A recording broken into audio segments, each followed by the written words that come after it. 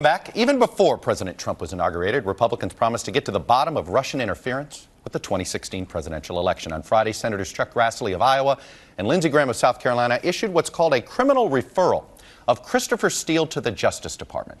Steele, as some of you know, is the former British spy who produced the infamous dossier on candidate Donald Trump. In other words, the two Republican senators are asking for an investigation of a man who many believe was simply trying to expose Russian meddling. So joining me now to discuss this and some other issues is Senator Lindsey Graham. Senator Graham, welcome back. Thank you. Thank you. I want to play something that you said to me 1 year ago tomorrow. Here it is. If after having been briefed by our intelligence leaders, Donald Trump is still unsure as to what the Russians did, that would be incredibly unnerving to me because the evidence is overwhelming. If after the briefing he is still unsure, that will shake me to my core about his judgment. Senator Graham, just yesterday, the president again referred to the Russia investigation as a hoax. Right. I take it you must still be unnerved. Well, the president does now finally believe that the Russians stole the emails from the DNC and hacked and Clinton. He does? And the Russians, yeah, but he believes that collusion is a hoax.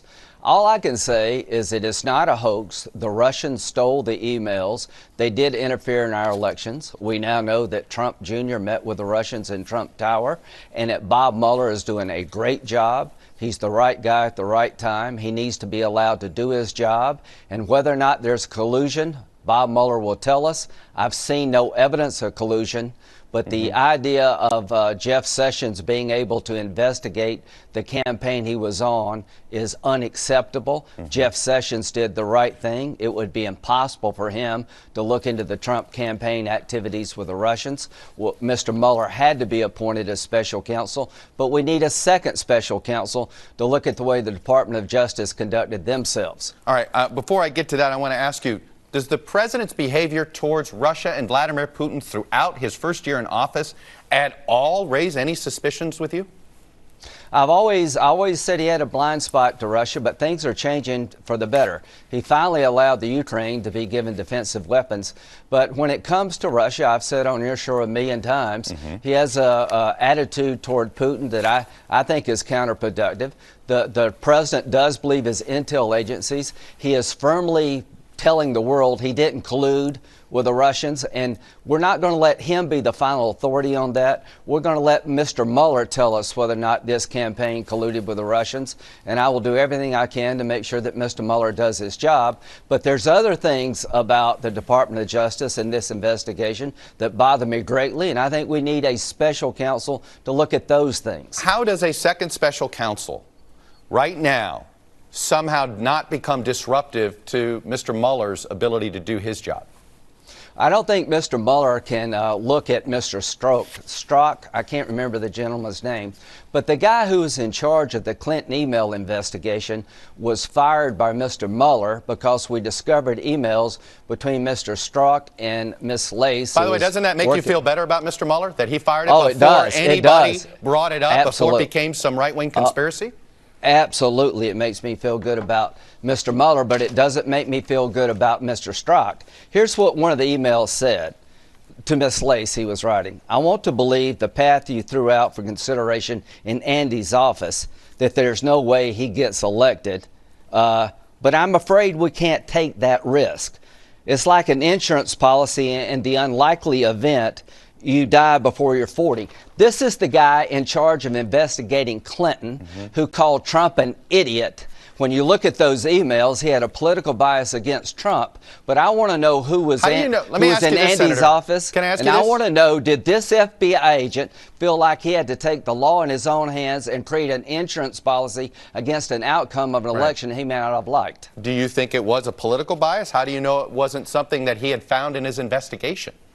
I want to know what the insurance policy was. He was fired by Mr. Mueller correctly, but I don't think the Department of Justice can investigate themselves. Mr. Orr, the number 4 guy at the Department of Justice, wife worked for Fusion GPS, the group that produced the dossier. Yeah. Did Mr. Orr interact with Mr. Steele? If he did, that's a conflict of interest. During the time that Mr. Steele was being an informant for the FBI, we now know he was shopping the dossier to journalist outlets all over the world, which is inconsistent, in my view, with being a reliable informant. There's a bunch of stuff about the Department of Justice, how they conducted themselves, that need to be looked at just as much as Trump needs to be looked at. And I'm going to insist that a special counsel look at these things. Let me ask you, though, to tie Mr. Steele with the word criminal, unnerved folks that are friends and allies of yours. Here's Mark Salter, longtime aide to Senator McCain. He writes to you on Twitter. He writes this: from all credible accounts, Steele is a solid guy who was so worried that America's enemy, Putin, had compromising info on Trump that he exposed himself to risk to bring it to the attention of U.S. law enforcement. That's the act of an ally, not a criminal. And then he directs that comment to you. What would you say to Mr. Salter about Mark, Mr. Steele's integrity? Yeah, I don't know Mr. Steele. All I can tell you is what I've seen in the classified file. Mr. Steele was on the payroll of Fusion GPS, who was being paid by the Democratic Party to do opposition research on Donald Trump.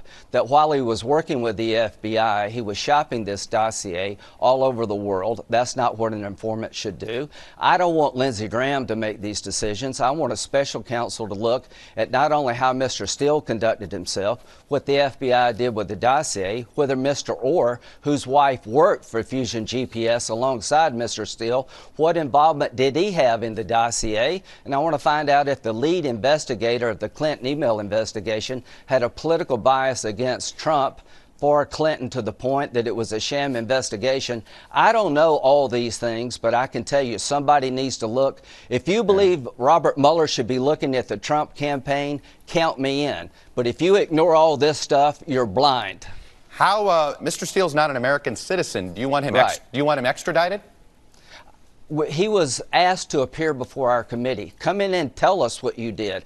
In a public filing in England, he was sued for libel based on the dossier. He said in response to the lawsuit that he didn't give the document to BuzzFeed, but he did give it to journalists throughout the world, talked about the contents of the dossier.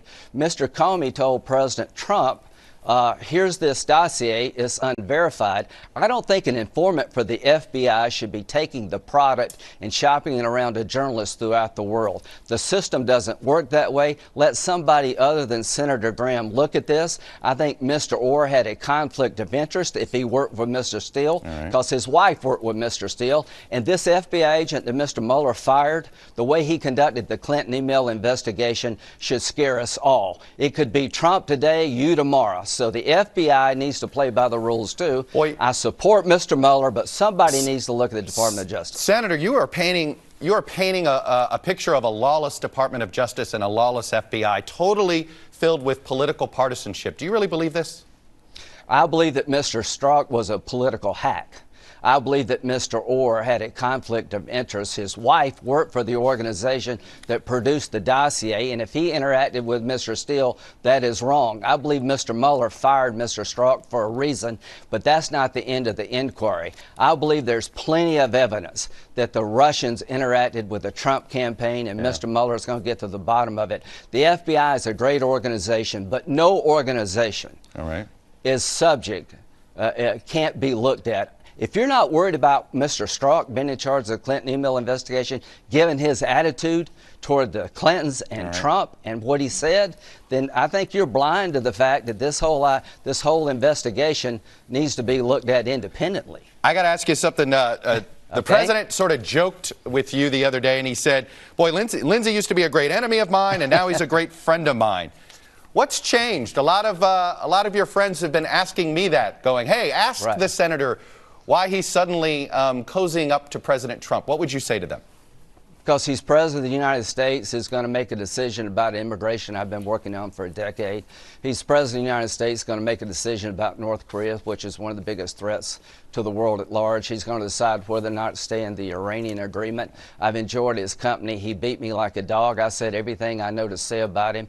I used every adjective on the planet. I lost, he won, and I feel an obligation to help him where I can. I've enjoyed working with him. I don't think he's crazy. I think he's had a very successful 2017.